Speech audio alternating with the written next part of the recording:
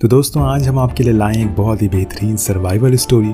कैसे कुछ सोल्जर एक ड्रग डीलर को पकड़ने जाते हैं, लेकिन वहाँ उन्हें मिलता है दुनिया का मोस्ट वांटेड आतंकवादी। और फिर शुरू होती है एक ऐसी जंग जो ख़त्म होने का नाम ही नहीं लेती। कहानी की शुरुआत होती है और हम किनी नाम के सोल्जर को देखते हैं, जिसको आज एक रेस्क्यू मिशन पर जाना है। वो भी इस समय यूएस आर्मी के बेस पर खड़ा है। कुछ ही देर बाद उसे 3 और लोग ज्वाइन करते हैं, जो कि हैं डेल्टा फोर्स के सोल्जर, जिसमें है सार्जेंट डाबलर, बिशॉप और आखिरी में शुगर। इन तीनों को फिलीपींस के छोटे से आइलैंड पर जाना है, क्योंकि वहाँ के कुछ लोग इनके CIA के एजेंट को बंदी बनाकर रखे हुए हैं। सार्जेंट पहले भी ऐसे मिशन पर कई बार जा चुका है, इसीलिए उसे ज्यादा डर नहीं लगता।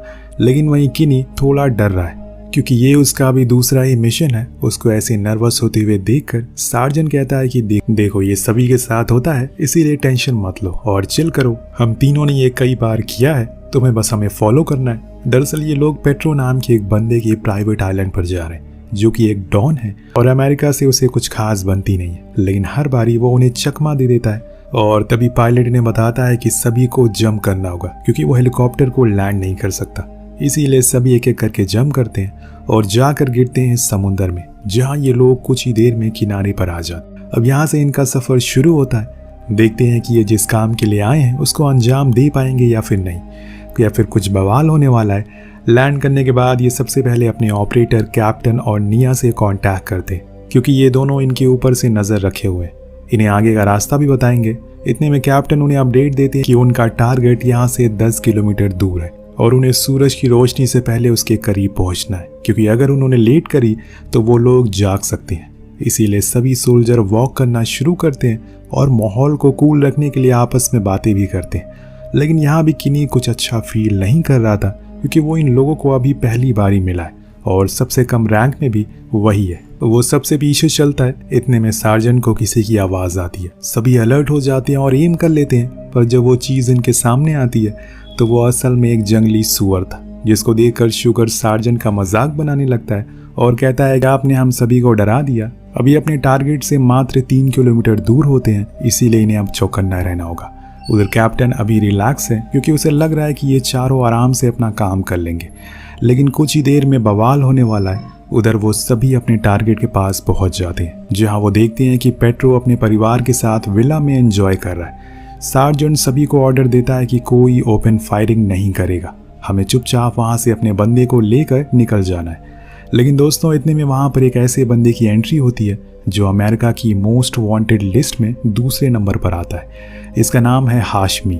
उसके साथ वहां कई और लोग भी मौजूद थे, जो पेट्रो से हथियार की सप्लाई लेने के लिए आए थे। अब सार्जेंट फौरन ये बात बेस तक पहुंचाता है और उन सभी को अलर्ट पर रहने को कहता है, क्योंकि किसी भी समय कुछ भी हो सकता है। हम देखते हैं कि हाशमी कुछ खास खुश नहीं लग रहा इस डील से, क्योंकि उसके प्रोडक्ट अच्छी क्वालिटी के नहीं बनाए गए हैं। और कुछ ही समय में ये बहस इतनी बढ़ जाती है कि हाशमी पेट्रो को शूट कर देता है और उसके जितने भी लोग थे उन्हें मार डालता है और उस पूरे बेस पर हड़कंप मच जाता है। हर तरफ अफरा तफरी मच जाती है, लेकिन ये चारों अभी भी अपनी जगह पर बैठे हुए थे। इधर घायल पेट्रो के सामने हाशमी उसकी बीवी का सर काट देता है और फिर उसके बच्चे के साथ भी यही करने को कहता है। लेकिन ये चीज़ उन चारों सोल्जर को पसंद नहीं आती, इसीलिए वो डिसाइड करते हैं कि वो उस बच्चे की जान बचाएंगे। अब सार्जेंट शूट करता है, जिससे कि नीचे हड़कंप मच जाता है। वहीं ऊपर से कैप्टन भी ड्रोन से एयर स्ट्राइक करते हैं, जिसका फ़ायदा उठाकर एक नर्स आकर उस बच्चे को बचाकर वहाँ से ले जाती है।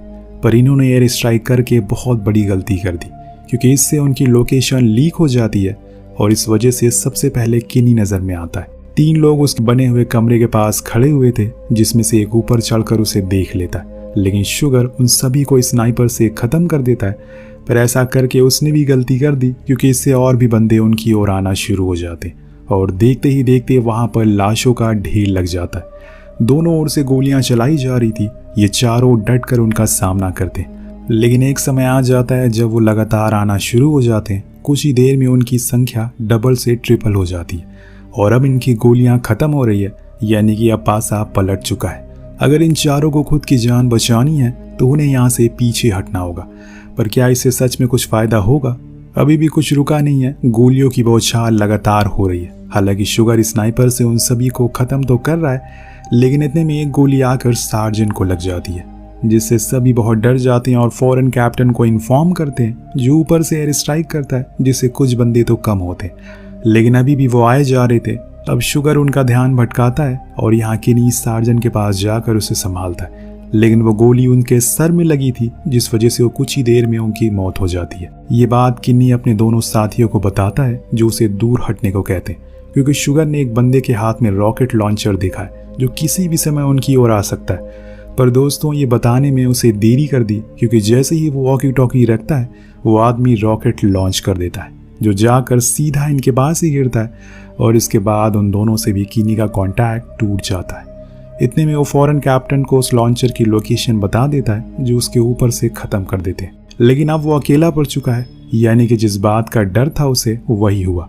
वो कैप्टन को बताता है कि उसके तीनों साथी मारे जा चुके हैं, क्योंकि उनसे उनका कोई कांटेक्ट नहीं है, इसीलिए वो जंगल की ओर जा रहा है। जल्दी से कोई टीम यहाँ पर भेजे, उसकी गोलियां भी खत्म होने को आ गई है। कैप्टन उसे हौसला रखने को कहते हैं। इसके बाद वो उसे ये भी बताता है कि यहाँ से थोड़ी दूर पर एक रेस्क्यू साइट है, वहां पर तुम्हें जाना होगा रात तक, वहां से तुम्हें हम लोग रेस्क्यू कर लेंगे।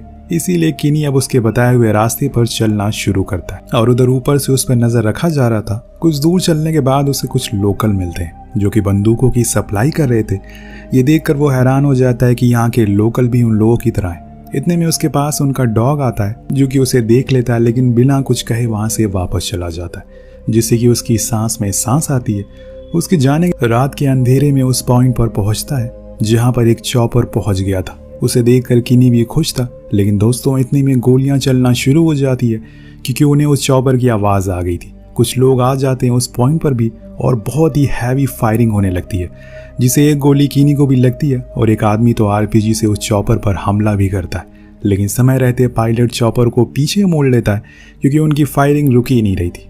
उसके पास अब यहाँ से वापस जाने के अलावा कोई ऑप्शन नहीं था, इसीलिए वो बिना किनी को रेस्क्यू किए वहां से निकल जाता है। यहाँ किनी बेचारा घायल अवस्था में फिर से अकेले पड़ चुका था, लेकिन कैप्टन उसे भरोसा दिलाते हैं कि कुछ ही देर में वो उसके लिए एक न्यू पॉइंट ढूंढ लेगा, बस वो हौसला रखे और अपनी आंखें खुली रखे। इतनी देर में वो फिर से एयर स्ट्राइक करता और जितने भी लोग वहां पर फायर कर रहे थे उन सभी को एक ही झटके में खत्म कर देता है। यहाँ हम देख पाते हैं कि एक सोल्जर को बचाने के लिए अमेरिकन आर्मी ने अपनी पूरी ताकत लगा दी, जिसके बाद वो किनी को नॉर्थ साइड की ओर जाने को कहते हैं, जहाँ पर उसके लिए एक नया पॉइंट तैयार है। इस रास्ते में ज़्यादा लोग नहीं आते, इसीलिए वो सेफ भी है। किनी उसकी बात मान लेता है और चलना शुरू करता है, लेकिन तभी अचानक से उसका पैर स्लिप हो जाता है, जिसके कारण वो जाकर एक नदी में गिर जाता है। अब बेस से कैप्टन उसे वार्न करते हैं कि उसकी ओर 3 लोग बढ़ रहे, इसीलिए उसे कहीं छुपना होगा। लेकिन किनी के पास कोई जगह नहीं है छुपने की, क्योंकि वो अभी नदी में है, और इसीलिए वो अपनी बंदूक निकाल लेता है और उनका सामना करने का फैसला करता है। लेकिन वो 3 होते हैं जो इसे देखते ही शूट करना शुरू कर देते हैं, पर वो इनके एक बंदे को मार गिराता है और भाग कर एक वाटरफॉल में कूद जाता है और डूबने की एक्टिंग करता है, पर हकीकत में उस वाटरफॉल के नीचे ही था। लेकिन ज़्यादा देर नहीं, क्योंकि वहाँ वो पकड़ा जाता है। अब वो बहुत ही ज़्यादा घायल और थका हुआ है, इसीलिए अब उसने हार भी मान ली है। एक आखिरी बंदे का भी कांटेक्ट कैप्टन से टूट जाता है, जिससे वो मायूस हो जाते हैं। इतनी देर में कर्नल आकर उसे बताते हैं कि उसकी ड्यूटी खत्म हो गई है, उसकी वाइफ लेबर पेन में है, आज उसे घर जल्दी जाना चाहिए। पर वो कुछ देर और रुकने को कहता है, क्योंकि उसे यकीन है कि किनी अभी भी जिंदा है। असल में उसे उन लोगों ने जंगल के बीच एक घर में बंदी बनाकर रखा है। कुछ देर में वहां पर पेट्रो आकर उन्हें अपने साथ ले जाएगा, लेकिन उसके आने से पहले वहां पर एक मास्क मैन आ जाता है, जो सभी को मार गिराता है और पहुंचता है किनी के पास। दरअसल दोस्तों ये कोई और नहीं बल्कि शुगर था। जी हाँ, वो अभी भी जिंदा है और वो उसे बताता है कि मैं और बिशॉप दोनों जिंदा थे, लेकिन बाद में हमें पेट्रो के लोगों ने पकड़ लिया। मैं तो वहां से भाग गया, पर बिशॉप अभी भी उसके कब्जे में है। वो दोनों वहां से जितने भी हथियार थे सभी को लेकर निकल जाते हैं मौत से लड़ने के लिए। बीच में उनके हाथ एक वॉकी टॉकी भी लगता है, जिसकी मदद से वो कैप्टन से कांटेक्ट करते हैं और उन्हें अपना सारा प्लान बताते हैं। लेकिन इतने में पीछे से कर्नल उन्हें ऑर्डर देता है कि उन्हें अब बेस वापस आ जाना चाहिए, क्योंकि आने वाले 15 मिनट में एयर स्ट्राइक होने वाली है उस घर के ऊपर, जिससे कि पेट्रो और उसके साथी दोनों ही मारे जाएंगे। लेकिन वो दोनों अपने साथी को ऐसे छोड़कर वापस नहीं आ सकते, इसीलिए दोनों फैसला कर लेते हैं कि वो किसी भी तरह उसे छुड़ा कर रहेंगे। या कर्नल कैप्टन को उसकी पोस्ट से हटाकर दूसरे नरेटर को बैठा देता है। उसका मन तो नहीं था हटने का, लेकिन वो मजबूर होता है। पर जाते जाते वो उन दोनों से कहता है कि खाली हाथ मत लौटना, हम सब तुम्हारा इंतजार कर रहे हैं। अब काउंटडाउन शुरू हो चुका था, किसी भी समय उनके ऊपर हमला हो सकता है, जिस चीज़ के बारे में दोनों अच्छे से जानते भी हैं। इसीलिए बिना समय गवाए उस घर में घुस जाते हैं और बिना आवाज़ किए बाहर बैठे हुए गार्ड को मार गिराते हैं। पर शुगर अंदर वाले कमरे में जाता है जहाँ पर पेट्रो के 2 लोग फुटबॉल मैच देख रहे थे। वो उनमें से एक बंदे को गला काट देता है, लेकिन दूसरे वाले को इसके बारे में पता चल चुका था। फिर क्या था, दोनों में तगड़ी लड़ाई होती है तो शुगर की किस्मत अच्छी होती है कि उसके हाथ एक बंदूक लग जाती है, जिससे वो उसे शूट कर देता है। अब दोनों उसको मार कर बाहर निकलने ही वाले होते हैं कि इतने में वहाँ पर एक लेडी आ जाती है जो इन पर शूट करने लगती है, जिसे बचने के लिए वो एक टेबल का प्रयोग करते हैं और उसे मार गिराते हैं। लेकिन अब तक सभी को पता चल चुका था कि कुछ गड़बड़ हो गई है, इसीलिए पेट्रो के सभी आदमी अलर्ट हो जाते हैं। लेकिन इन दोनों ने भी सर पे एक कफन बांध लिया था। ये बाहर निकलकर उन सभी को अंधाधुंध मारना शुरू करते हैं।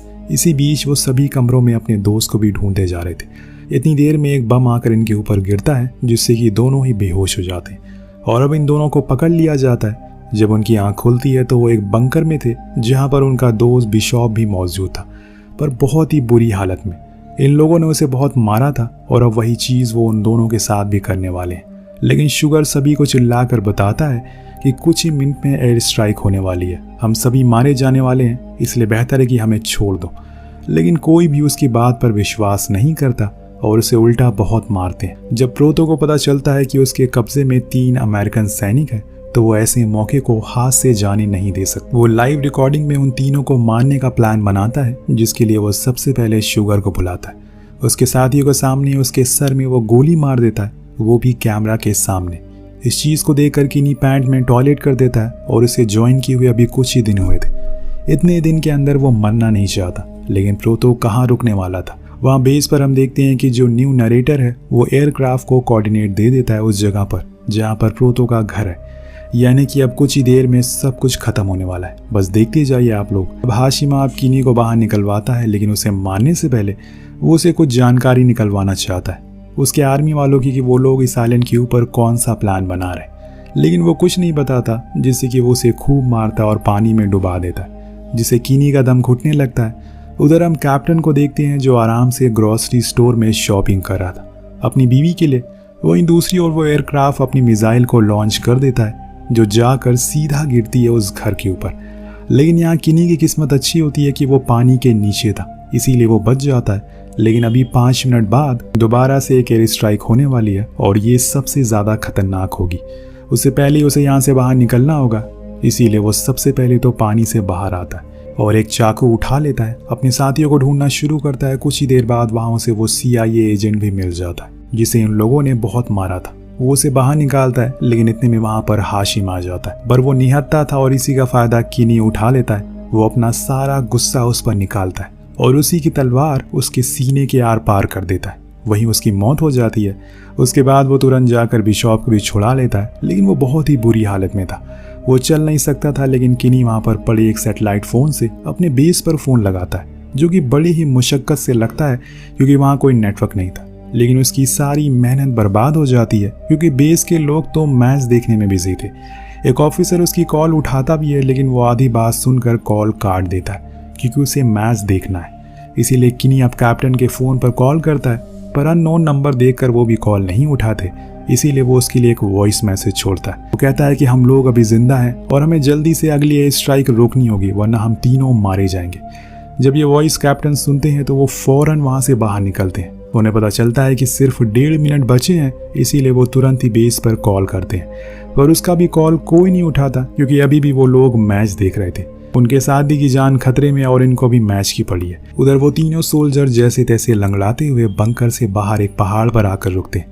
लेकिन अब दूसरा फाइटर जेट तैयार है मिसाइल के लिए। पर इतनी ही देर में वहां पर कंट्रोल रूम में कैप्टन पहुंच जाते हैं और पायलट को ऑर्डर देते हैं कि mission is abort, mission abort कर दो, जिससे वो तीनों ही चैन की सांस लेते हैं। और लास्ट टाइम पर पायलट मिसाइल फायर नहीं करता। वो नरेटर को बताता है कि देखो जूम करके वहाँ उन तीनों अभी भी वहीं हैं। ये देखकर वो नरेटर हैरान हो जाता है और तुरंत ही वहाँ एक रेस्क्यू हेलीकॉप्टर भेजा जाता है। लेकिन अब कैप्टन के अंदर गुस्सा भरा हुआ है कर्नल के लिए। वो लिविंग रूम में जाता है जहाँ सभी मैच देख रहे थे। वो उन्हें भर भर के गालियाँ सुनाता है कि तुम लोग यहाँ पर मैच के मज़े ले रहे हो, वहाँ हमारे 3 जवान मौत से लड़ रहे हैं। वो तो मैंने समय पर उनका मैसेज देख लिया, वरना आज तुम्हारी वजह से तीनों मारे जाते। और कहते हैं कि हमारा काम है कम्युनिकेशन को बनाए रखना। तुमने वही गलती की। क्या तुम भूल गए कि हमारी प्रायोरिटी क्या है? जिंदगी और मौत के बीच लड़ रहे लोगों को बचाना ही हमारी जिम्मेदारी है। और ये बोलकर वो गुस्से में उस टीवी को तोड़ देते हैं। वहीं दूसरे सीन में हम देखते हैं कि उन तीनों को रेस्क्यू कर लिया जाता है, जिसके साथ ये कहानी ये खत्म हो जाती है। well, ये पूरी कहानी हमें दिखाती है एक सोल्जर के संघर्ष की, कि उनकी जिंदगी कितनी ज्यादा कठिन भरी होती है। आपको कहानी कैसी लगी नीचे कमेंट करके जरूर बताएगा। मिलते हैं अगले वीडियो में। Thank you so much watching. Peace out.